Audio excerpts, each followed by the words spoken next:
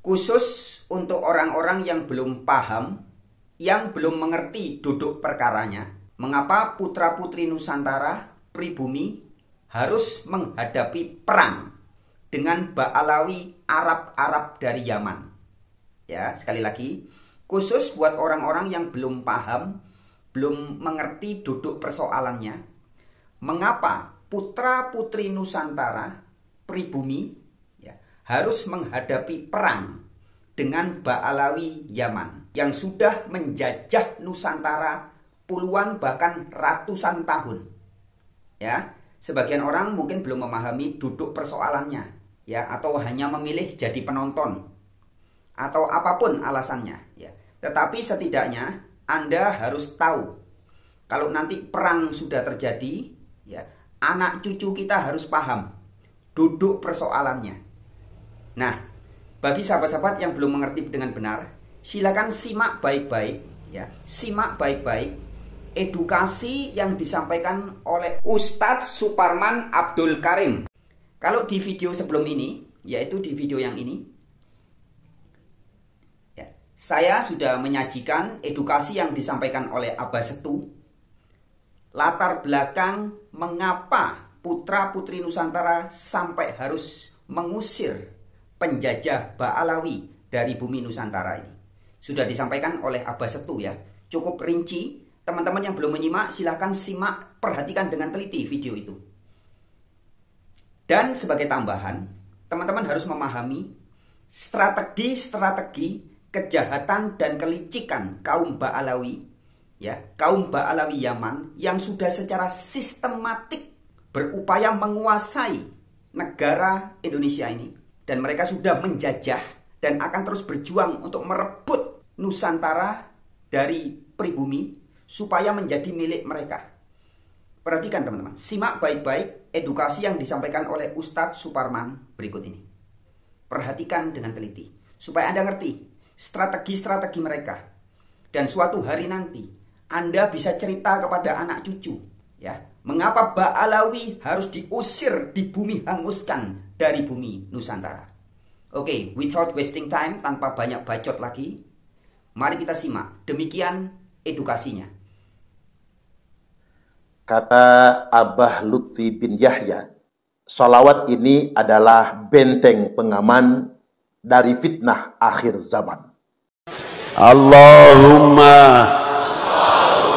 salli ala Sayyidina Muhammadin wa ala ali Sayyidina Muhammad salatan aman al-aman ummata Sayyidina Habibur Rahman minal mihnati wal imtihan wa minal fitnati hadha zaman wa bala fid din wa zawalil iman wa min jami'il amrad zahiran wa batinan ya Hannan ya Mannan ya Hannan ya Mannan ya Hannan ya Mannan ya Qadim al-Ihsan. Wa sallallahu ala sayyidina Muhammadin wa alihi wa sahbihi baraka wa sallam. Alhamdulillah rabbil alamin. Kalau ada yang bisa ditulis itu selawat itu luar biasa. Iya juga, ini recommended ya, bisa juga diamalkan sebetulnya. Dan apa yang disampaikan oleh Abah Lutfi ini diantaranya juga menjadi benteng bagi kita menghadapi fitnah akhir zaman sekaligus terbongkarnya fitnah akhir zaman. Di antara terbongkarnya fitnah akhir zaman ini adalah adanya sekelompok orang yang ngaku-ngaku sebagai anak cucu Nabi. Padahal bukan. Maka dengan mengamalkan sholawat ini, kita bisa terbentengi dari orang-orang yang mengaku-ngaku sebagai anak cucu Nabi itu. Thumma fitnatu sarra, yakni fitnah sarra. Dakhonuha min tahti qodama rajulin min ahli baiti. Fitnah sarra ini munculnya dari bawah dua telapak kaki laki-laki yang ngaku-ngaku sebagai anak cucuku. Yaz'umu annahu minni wa laisa minni. Dia ngaku-ngaku sebagai anak cucuku padahal bukan anak cucuku. Wa innama awliya'iyal muttaqun. Karena sesungguhnya semata-mata wali-waliku, keluargaku, kata Nabi, adalah orang-orang yang bertakwa.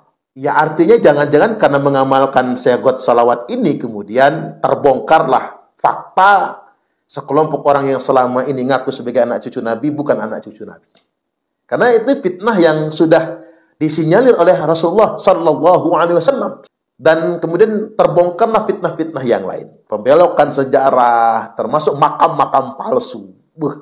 Ada ratusan bahkan ribuan makam palsu yang kemudian terbongkar. Ya mungkin gara-gara mengamalkan sholawat inilah kemudian terbongkar semua kepalsuan itu.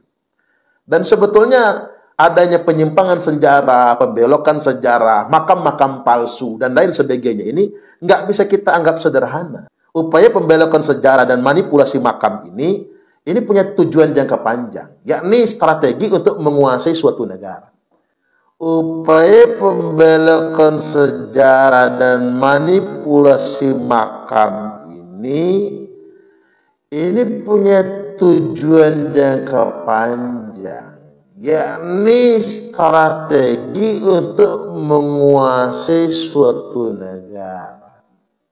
Cara menghancurkan peradaban suatu negara dan kemudian menguasainya adalah dengan cara mengaburkan sejarah mereka. Putuskan hubungan mereka dengan leluhur mereka. Setelah sejarah mereka dikaburkan, hubungan dengan leluhur mereka kemudian diputuskan, lantas kemudian bangsa itu diklaim.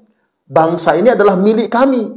Leluhur kalian adalah kami. Buktinya makam-makam itu, para wali-wali itu adalah habib semua. Ini kan strategi menguasai suatu bangsa. Saya juga heran dengan bangsa Indonesia, mengapa peristiwa ini dibiarkan begitu saja? Apa karena kita kurang pinter ya? Ini mohon maaf ini. Apa karena kita kurang pinter? Iya sih. Ada lembaga internasional meranking Indonesia itu dari aspek intelijensi. Indonesia itu peringkat ke 129. Daftar negara dengan tingkat kecerdasan tertinggi atau IQ tertinggi di dunia. Pertama Jepang, kedua Taiwan, ketiga Singapura, keempat Hong Kong, kelima China, dan keenam Korea Selatan. Lihat, Indonesia berada pada urutan ke 129 dengan IQ rata-rata 78,49. Fakta ini tidak bisa kita bantah karena ini sangat valid dilakukan dengan penelitian ilmiah. Bawah banget itu. Jadi Indonesia ini dari aspek pendidikan, kepintaran, karya, dan lain sebagainya menduduki ranking ke 129 dari negara-negara yang ada di dunia internasional hari ini.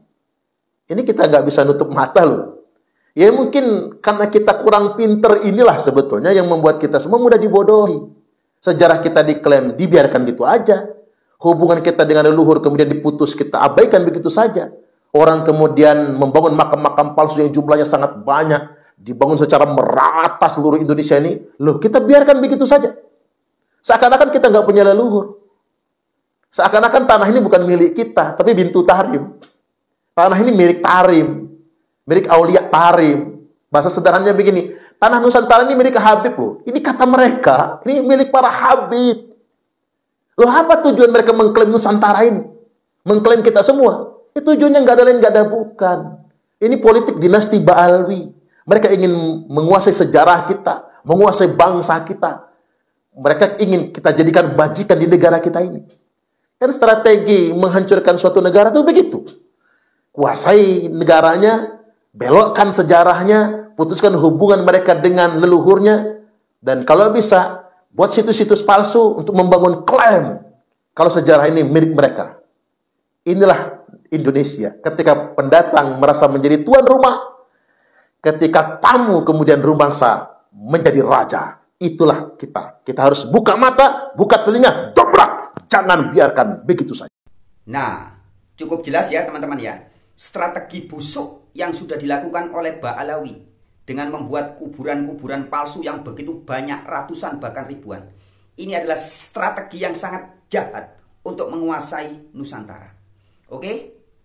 Bagikan, viralkan video ini. Nusantara bangkit.